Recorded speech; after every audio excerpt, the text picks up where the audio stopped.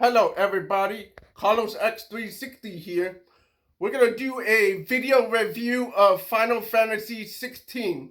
It's one of the first games that I got for PlayStation 5. So we're going to go ahead and talk about the review. So you can go to my website to see this review for yourself, but I'll keep myself focus on the article itself so I can keep myself laser focused, you know what I mean? Alright, so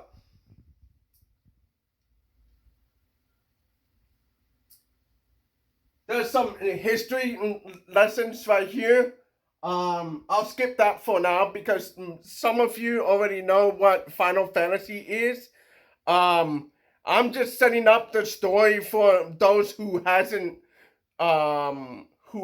kept up to date to what Final Fantasy is. So for those of you who want to know more about Final Fantasy, go to the article. It's linked down there in the description. Enjoy. I'll see you later. Alright, so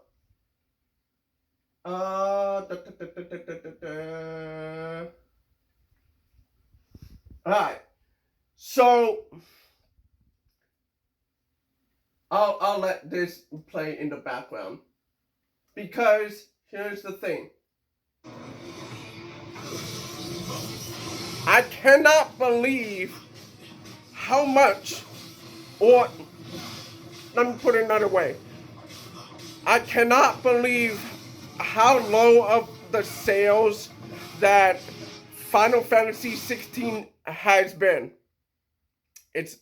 Let it load. I already did that, but whatever.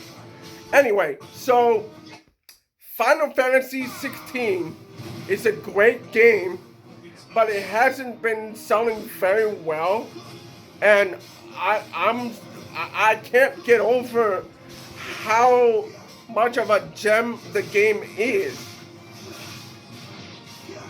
And you can see in the gameplay, it's going on wrong. Alright, anyway, let's get back to what I was trying to say. Final Fantasy XVI has a hidden gem inside the game, and I'm surprised there's not enough buzz, not enough attention that is given to the game. Square Enix should really focus on marketing their games better so we can get more gems like this. Look at that.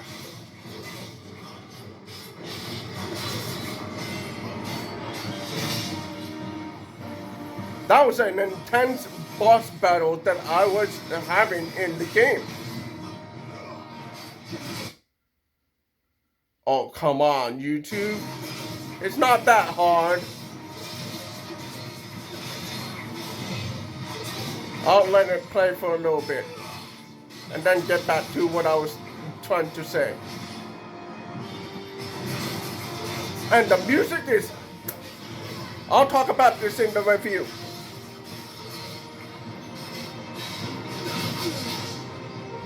Alright. That's a little bit of gameplay. Okay? So, yeah. That's X. Now, gameplay.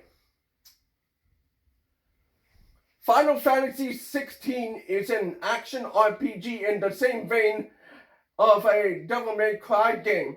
Hell, the combat director is the same guy that designed Devil May Cry's combat. So if you like Devil May Cry combat style, you'll be right at home with Final Fantasy XVI.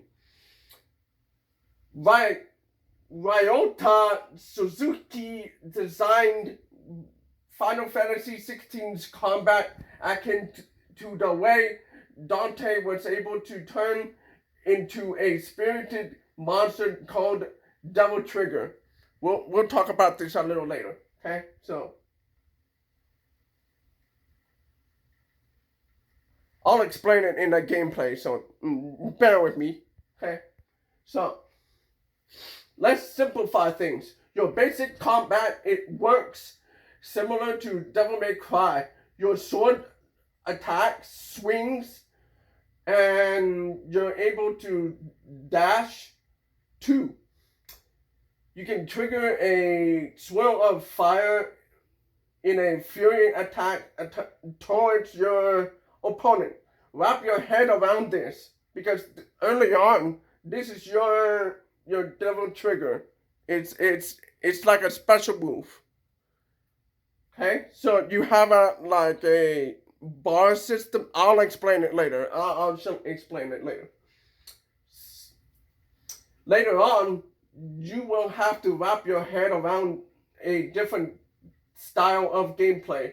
To me, this is the real devil trigger, where you will summon like manifest like spirits, like powers, monster powers.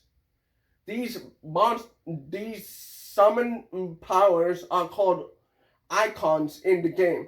You will collect new summoning powers or monsters to aid your quest. They will seem weaker early on, but you can actually upgrade them. Difficulty.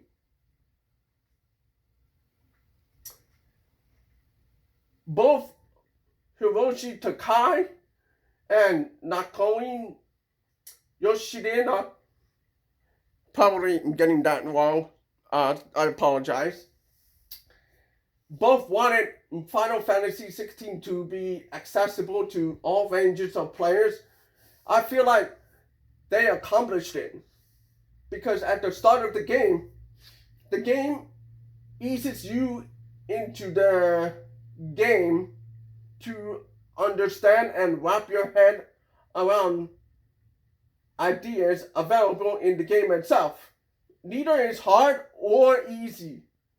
The easy parts are up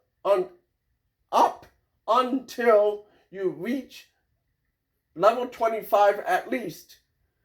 The hard parts are above 30 to 35, even without relying on the icons.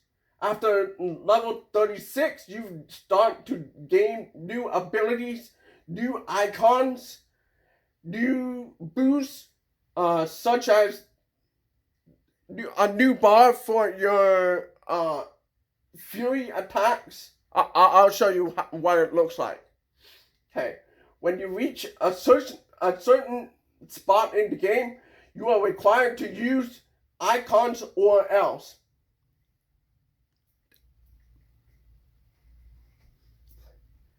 The story is where Final Fantasy XVI actually shines. It really has a really slow burn of building a story.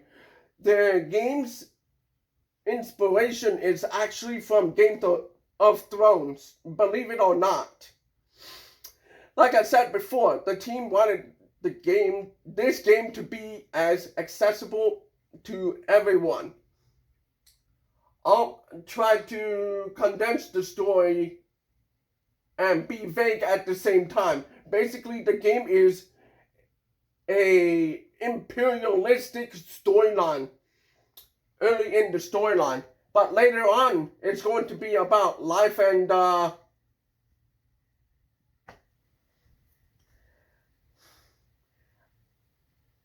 seriously,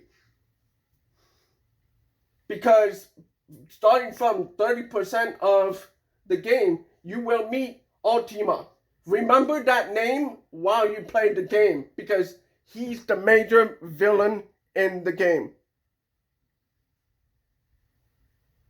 Oh, come on. Okay, so I beat the entire game, including all the side quests, missions. Most of the quests, missions are useless, but you are encouraged on completing them by getting more experience points, ability points, which upgrades your icons. The other tokens to upgrades. So there's places that upgrades your character. Okay? Controls. If you liked Devil May Cry or if you liked Devil May Cry in any capacity, once again, you will feel right at home with Final Fantasy XVI. If you enjoyed the control, the combat, I'll say the same thing. So, anyway, if you enjoyed the combat, you will instantly understand what to do and how to do it, because part of the allure of Devil May Cry is that it allows you to use the combat in a variety of ways and not tied to a single way of battling opponents. You do not have to press the same button all the time. You can attack and use icon powers at the same time. You actually have more freedom at your disposal to defeat enemies, opponents. Square Enix's weakness has always been making action or action RPGs. Kingdom Hearts games were okay, but not as in-depth as Devil May Cry with regards to combat. My only complaint, my only criticism is the Bahamut icon. In this icon, you press the circle button, it becomes Bahamut and nothing else unless you press circle again, ?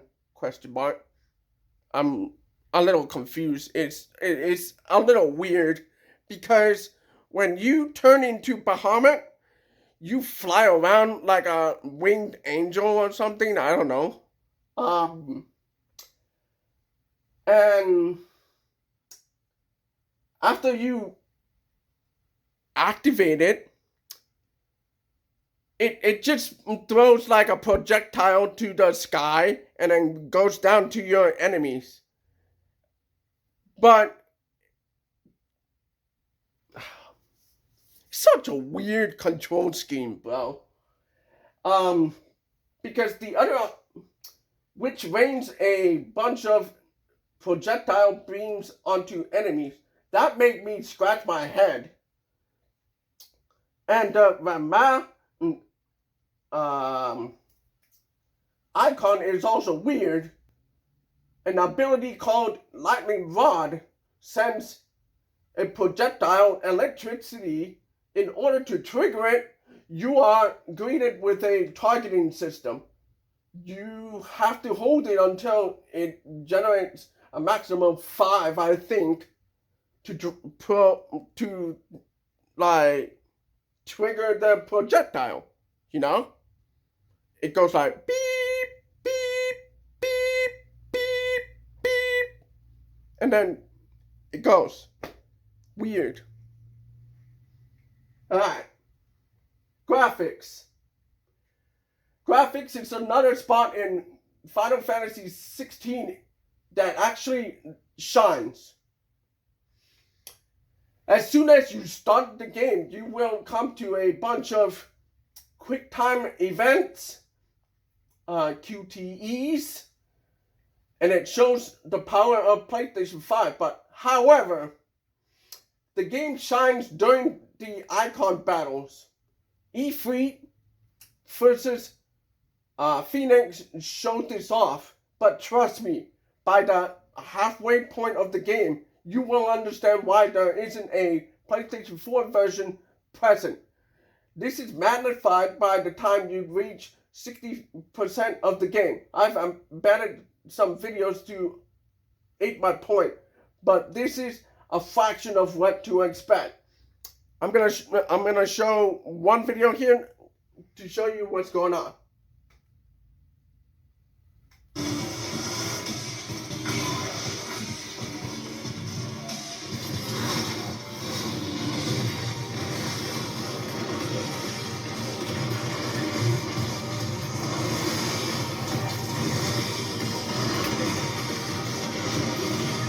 Don't worry about the. This is YouTube, but it's gonna buffer in a little bit.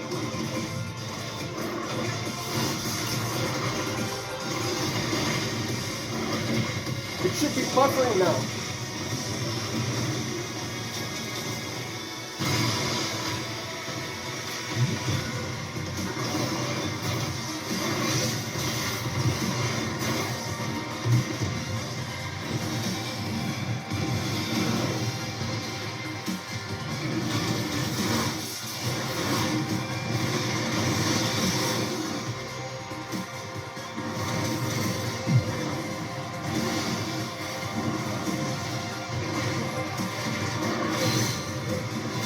Alright, so I'll let you watch this on your own device because this is not buffering correctly.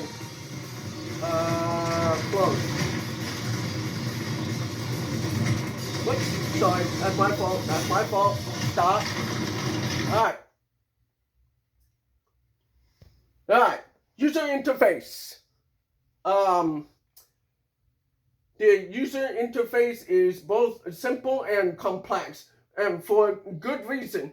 For the most part, you will interact with some options more than others, but there are some menus that allows you to read up the lore of Final Fantasy XVI's world building. There's even a mini game that most people won't know that it's there. And it's ingenious. The mini game acts like an RPG, like the 16-bit RPG. Beep. And the characters would like dance around in excitement. That was pretty cool. It was so cute. The mini game acts like an RPG for knowledge, which you get from taking one of Harcourt's missions and or side quests. Once you do, you get this little cute interface that looks like an RPG. So that's that. You get to upgrade your icons here. You get to upgrade your player characters with new items, weapons, and boosts. It actually tells you where your next objective is, both in mission statements and via the map. Really convenient, especially if you want to progress in the game. Another spot that Final Fantasy XVI shines in is music and sound. As you just heard, it was very nice. You actually want to put your volume up during icon battles, like I just showed you. Once you get deeper and deeper into Final Fantasy XVI, the music goes from 1 to 10 as the game progresses. I'm not spoiling anything here. All I gotta say for this spot, pro tip, is to crank the volume up to almost maximum if you're able. If you're in a room that allows you to, don't do it in apartments. Do it in a house. So, if you have surround sound, all the better. Fantastic music and sounds. Beautiful. Beautiful. Replay value. To actually complete Final Fantasy XVI, it will take at least 10 hours. Final Fantasy XVI is not technically an open world game, but an open quadrant game. It's a linear game in some respects, but for the most part, it's more of a open quadrant game. There's open spaces, but secluded to those particular maps. That said, if you complete the linear game itself, in addition to the side quests, like I said before, it's useless. It provides opportunity for learning about the world around Final Fantasy XVI and upgrading Clive, your player character. Alright. So, what's the problem? Why didn't the game sell well? Well, multiple reasons. Final Fantasy XVI... No. Let me restart that. Final Fantasy VII sold 14 million copies worldwide. That's the original PlayStation game, which has 3 discs. Okay. Has a few free re-releases and a remake trilogy in the works. The first one is the remake, the second one is Rebirth, and the third one is already in development as described by Square Enix. Alright. That's a lot of money right there. Square Enix, the publisher and developers behind Final Fantasy XVI, projected that Final Fantasy XVI would break a sales milestone of, I guess, beyond 5 million. That's because Sony secured the marketing and exclusivity rights to Final Fantasy XVI. If not, this is not a bad take. Usually when you have a exclusivity deal with Sony, you get like a marketing deal with it. That marketing deal pushes like PlayStation fans into your game, like the rallying players around the game. But the problem is, and to be fair, the initial base of PlayStation 4 is at 114 million units sold worldwide. When Final Fantasy XVI was released, the install base for PlayStation 5 was around 20 to 30 million units sold worldwide. To make matters worse, COVID stopped the world. Okay? So you got a few problems here too. Shipping, logistic issues, marketing problems. I can't even begin to tell you all the problems. However, there's more problems. Hold on, here. Final Fantasy XVI takes place in a period in which a Roman Empire would have fallen. The whole storyline of imperialism is almost realistic. The story is as political as you can get. That can turn people on or off depending on who you ask. That shouldn't bother players, but the problem here, from what I've observed in my playthrough, is the attention span. I'll start with the theme of the game. The game is inspired by Game of Thrones. But the issue is the game leans too much into the Roman Empire storyline. Okay?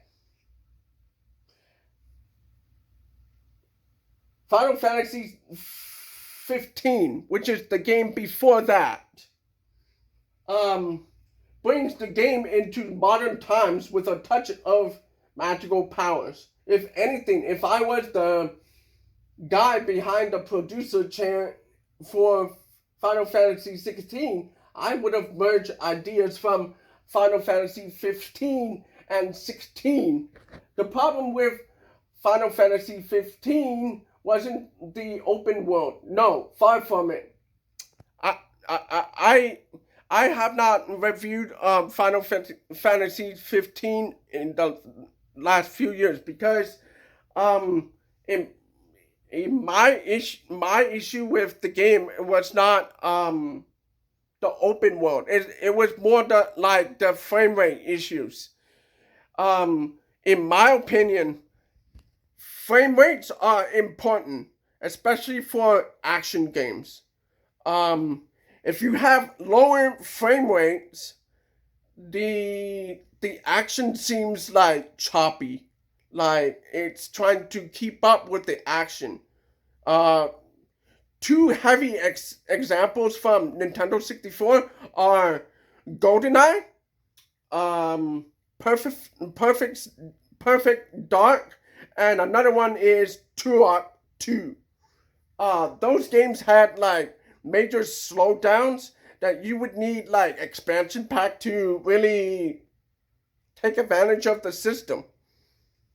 Um, and here, um, Final Fantasy 15, it was using a very unpolished engine.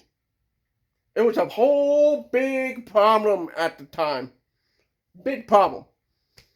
Developers complained to the Unreal Engine developers about how optimized the game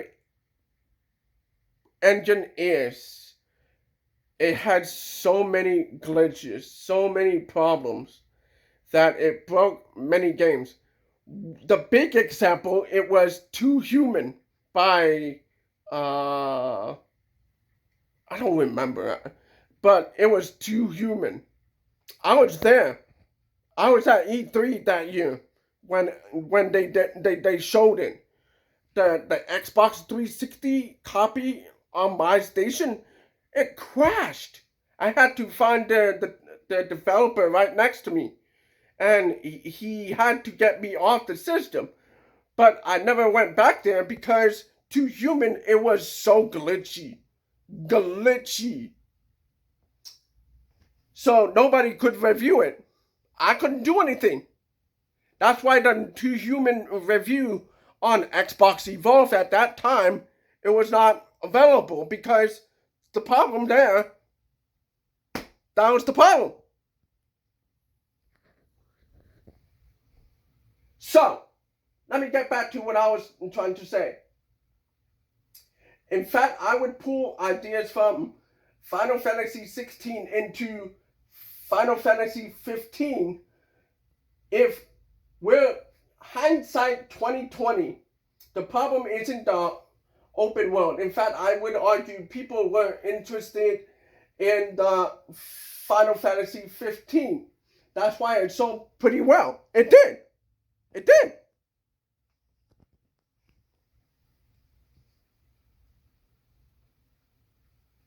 Alright. The way the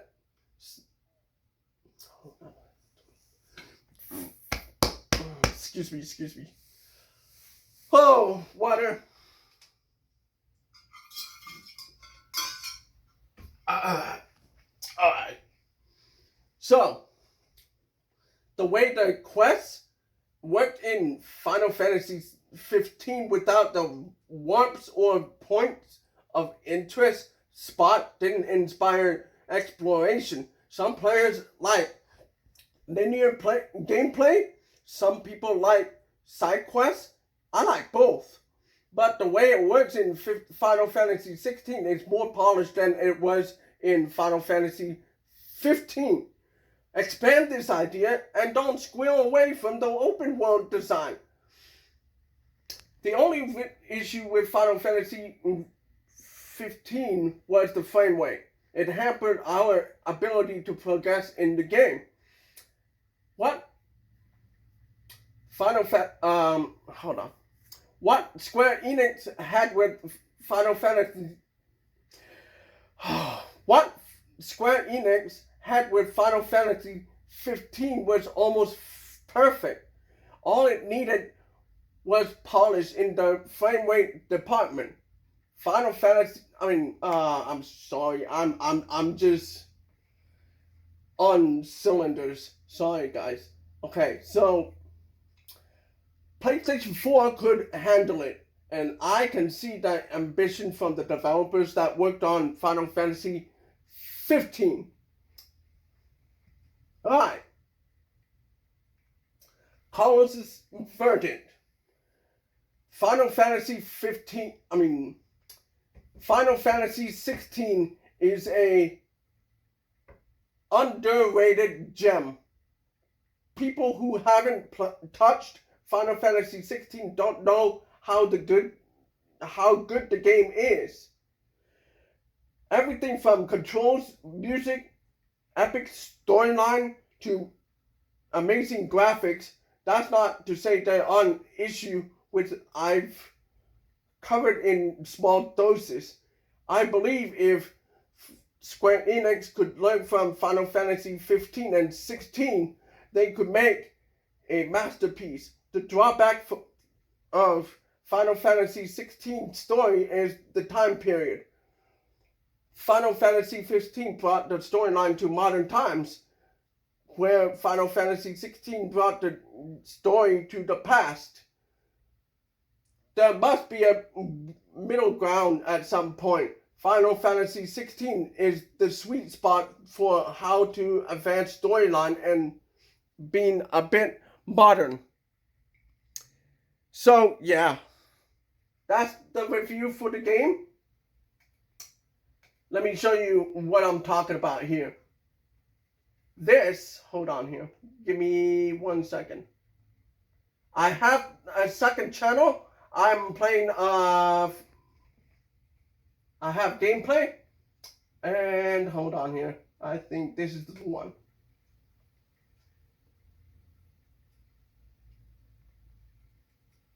Hold on, give me 1 second here.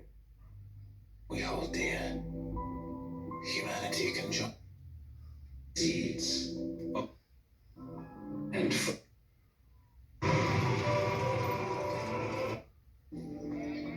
right here. long have our ashes lain cold for want of a spark. Cast your eyes upon them and see what you must become. No. I'll let it play. This is more like a introductory part of the game. Right here is where Ultima is getting ready to battle against the heroes. But she may yet be saved by you. It is what you were born to do. Why we nursed you and fed you as your own mother should have. And now that you are fully, I will have the playlist down there in the description. Go you watch it. For you to serve your purpose. This is my favorite part of Final Fantasy 16, and it's going underrated. The fault is yours. Our wills were born because you. I'm gonna skip a little bit because I'm trying to save time for the movie. The video. You are Right here. your precious will.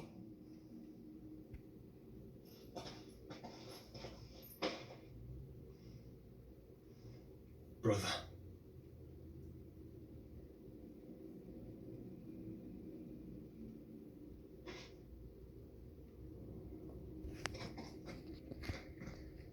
I can't do this alone.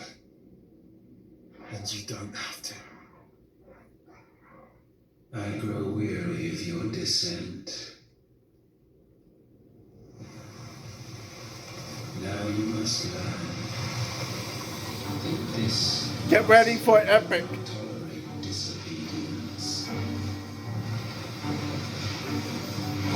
I'm gonna play a little bit of this. So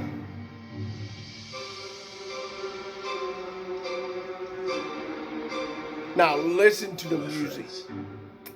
My family. We have all suffered, all fought to survive. This world may be flawed. It may be broken. But it's all we have. And if we can't share it, I see only one other choice. You have to go. We lived on our own terms. This isn't your world anymore.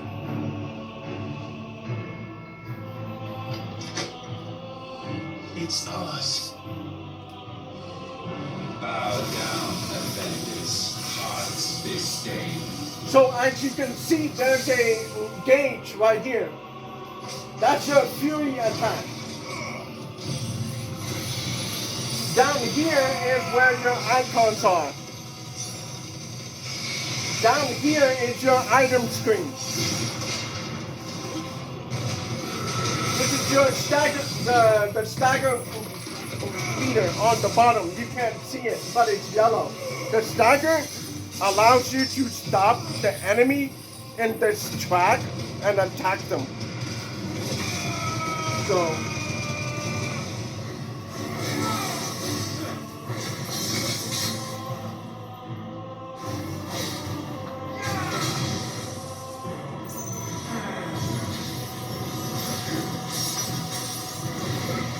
I'm sad that this video didn't get that many views.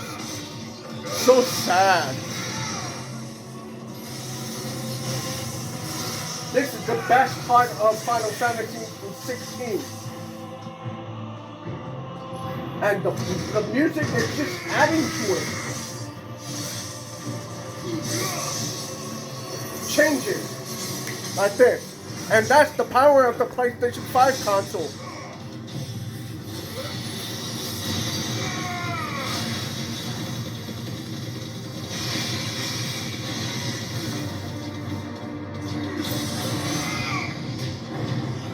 Such foul attaint may not be sublimed through game standing.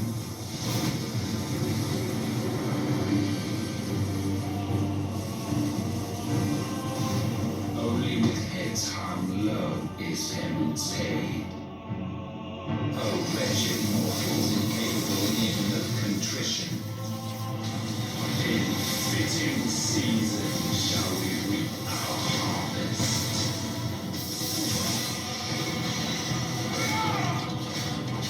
I'll let you watch the rest of the video on your own. That'll be all for this video. Have a nice day.